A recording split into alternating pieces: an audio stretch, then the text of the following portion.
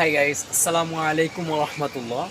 So Malaysian প্রবাসীদের জন্য আজকে আমি একটি কথা বলতেছি। মালয়েশিয়াতে ৪৭তম আসিয়া সামিট হতে যাচ্ছে। সো ২৬, ২৭, ২৮ অক্টোবর এই ৩ দিন যারা যারা মালয়েশিয়াতে আছেন অন্ততপক্ষে কুয়ালালামপুরের আশেপাশে যাওয়ার চেষ্টা করবেন না, এবং যারা সেলাঙ্গোর এবং কুয়ালালামপুর আছেন তারাও সতর্ক থাকবেন, এবং যারা সেলাঙ্গোর এবং কুয়ালালামপুরের বাইরে আছেন তাদের জন্য সতর্কমূলক একটি বার্তা। এই ৩ দিন জায়গায় জায়গায় মালয়েশিয়ার হাইওয়েতে রোড ব্লক থাকবে। বিশেষ করে বাংলাদেশি প্রবাসীরা, আপনারা যারা বৈধ অবৈধ আছেন, যদি ইমার্জেন্সি কোনো কাজ না থাকে মালয়েশিয়াতে বাসে চলাফেরা এই ৩ দিন করবেন না, আপনাদের সবার জন্য ভালো হবে।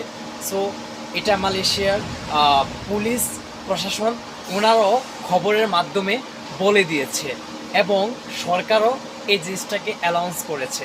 সো আপনাদের বেটার হবে এই ৩ দিন যে যেখানে আছেন সুন্দরভাবে বসে থাকুন, এবং ইমার্জেন্সি ছাড়া কোথাও না চলাফেরা করা, এবং বাস তো চলা যাবেই না।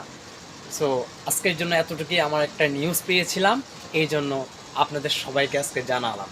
ঠিক আছে, আল্লাহ হাফেজ।